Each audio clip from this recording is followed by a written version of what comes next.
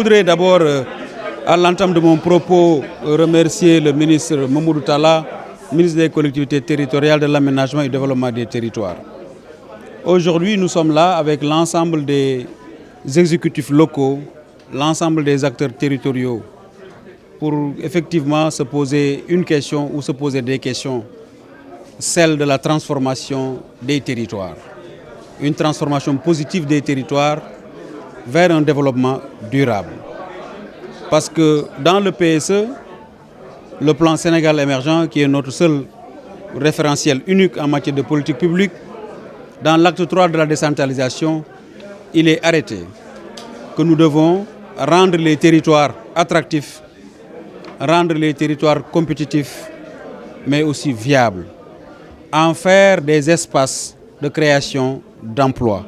C'est la raison pour laquelle nous avons convié l'ensemble des partenaires techniques, l'ensemble des élus locaux, des maires, des présidents de département, mais aussi du monde universitaire, pour réfléchir ensemble sur un thème qui est extrêmement important, c'est-à-dire le numérique, intercommunalité numérique. Pourquoi intercommunalité numérique? Parce qu'il faut le dire, nous sommes dans les territoires, et dans les territoires, il y a ce que l'on appelle les écosystèmes. Et dans ces écosystèmes, il y a une interaction ou des interactions qu'il faut encourager. Des interactions entre des compétences, des interactions entre des talents, mais aussi des interactions entre des projets. C'est la raison pour laquelle nous avons demandé, en tout cas nous exhortons nos collègues maires, nous exhortons tous les acteurs territoriaux à saisir l'avantage que nous offre le décret qui est signé par son Excellence M. Macky Sall, président de la République. Lequel décret parle et nous donne l'occasion de mettre en pratique ce qu'on appelle l'intercommunalité. Cette intercommunalité, c'est celle du numérique, parce que le numérique, il faut le dire, nous sommes tous d'accord là-dessus. Le numérique est un facteur porteur d'avenir. Le numérique nous permet de gagner du temps, le numérique nous permet de faire des raccourcis. Aujourd'hui, il faut se poser des bonnes questions. Nous voulons un Sénégal émergent, l'horizon 2035. Mais de quelle émergence voulons-nous? Parce que l'émergence, c'est une conception que nous faisons de notre avenir, de ce que nous y voulons, de ce que nous y refusons, de nos angoisses, de nos peurs. Mais nous voulons un Sénégal numérique. Nous voulons un Sénégal où il y a de l'inclusion numérique. Mais pour parler d'inclusion numérique, il est important de mettre le doigt sur ce point important qui est la formation. La formation numérique. Il ne s'agit pas simplement de prendre du matériel numérique et de donner ça aux collectivités locales. Non, mais il faut les former à l'utilisation. Parce que le numérique, c'est un levier. Le numérique, c'est une échelle qui peut mener partout. Le numérique mène au développement. Et le développement local, pour qu'il puisse devenir une réalité, le numérique peut nous y aider rapidement. C'est la raison pour laquelle l'agent de développement local, en collaboration avec ses partenaires, avec l'appui de notre ministre, avec l'appui de tous nos partenaires, nous sommes dans les territoires. Ce que nous avons fait tout de suite, c'est d'engager une étude diagnostique dans les territoires pour voir l'état des besoins en matière de numérique. Et cette cartographie aujourd'hui des besoins, elle existe. Nous l'avons et nous allons la partager. Après cela, nous allons définir des perspectives. Des perspectives comme par exemple la case numérique. Nous voulons implanter des cases numériques partout dans le Sénégal. La case numérique, c'est quoi? C'est un projet intégré. Dans la case numérique, il y a tout. Comment faire en sorte que le numérique peut nous aider dans nos préoccupations dans l'élevage? Comment le numérique peut nous aider dans nos préoccupations dans le commerce? Comment le numérique peut nous aider dans la gestion de nos marchés? Parce que dans les territoires, il y a ce que l'on appelle les marchés, c'est des louma. Les louma, c'est des marchés hebdomadaires. Or, les louma, dans l'économie rurale, constituent le cœur de l'économie rurale. Comment gérer cet espace-là qui est informel? Qu'est-ce qu'il faut dire en se posant cette question? Qu'est-ce que nous gagnons en formalisant notre économie informelle? Qu'est-ce que nous perdons en ne pas la formaliser? Alors, le numérique va jouer un rôle à ce niveau-là. Alors, comment le numérique peut nous aider pour régler nos questions de santé? Comment le numérique peut nous aider à régler des questions qui sont liées à l'éducation, qui constituent une compétence transférée, qui est transférée, mais qui, quelque part, l'exécutif local a des difficultés pour gérer cette compétence-là. Le nombre d'écoles, le nombre d'élèves, le taux d'abandon, les abris provisoires, c'est combien? Toutes ces informations-là, le numérique peut nous aider.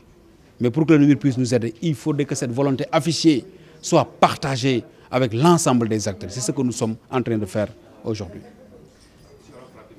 waaw ci gàttal rek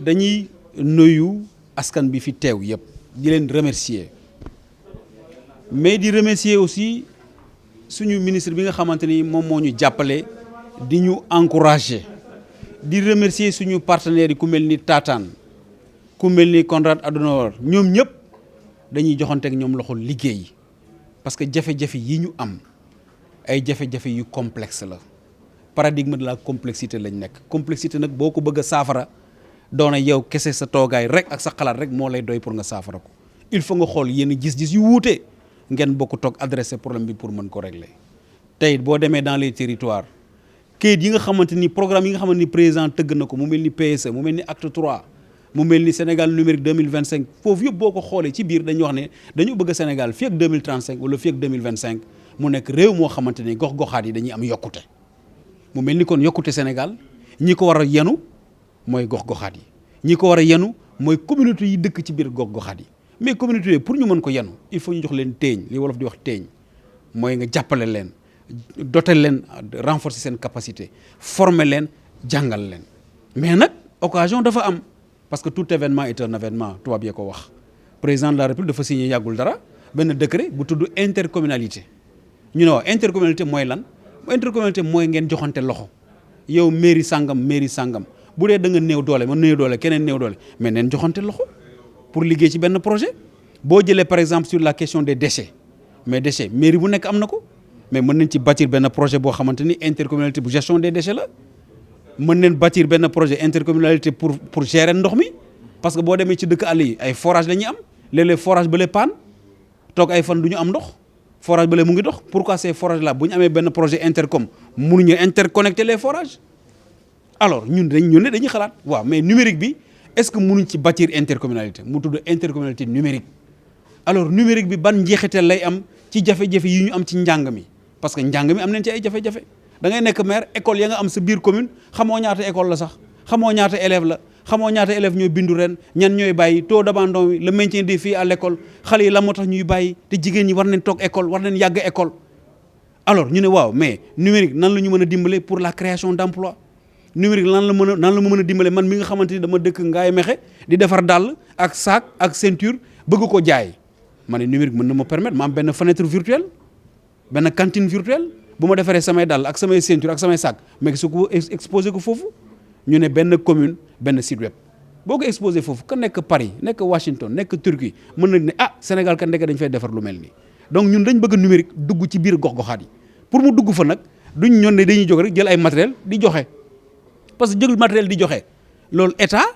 maanaam war na ëpp loolu ab commerçant bu baax ab jaamu yàlla bu baax mën na jóg jënd ay ordinateur dem maye ko fenn ñu ne ñun état ñun ñoo ëpp loolu war nañ jóg dem jàngal nit ñi former leen Sénégal tey boo ko jëlee xale yi nga xamante ni ñi ngi am ñaar fukki at ak juróom booy évaluer chiffres yi 50% xale yëpp ñi ngi am 25 ans mais ñooñu dañ leen di bàyyee numérique mu yar leen déedéet état daf ci war a dugal loxoom parce que numérique mooy centre d'intérêt xale yi comme que mooy centre d'intérêt xale yi ñun dañ dem positionné foofu seet li nga xamante ni mën nañ ko jël dugal ko seen mbir xel donc ci gàttal daal atelier bi lël bii tey lël la boo xamante ni dafay permettre ñi ko bokk ñëpp muy privé bi muy acteurs territoriaux yi muy gouvernement muy bailleur de fonds ñu ne numérique nan lañ mën def ba mu mën a am jeexital ci biir gox-goxaat yi mais nag loolu pour mu am mairie yi dañoo néew doole seen budget may leen ñu def yenn investissement yi mais comme que may leen ngeen defar yenn investissement mais joxante leen loxo mooy intercommunalité numérique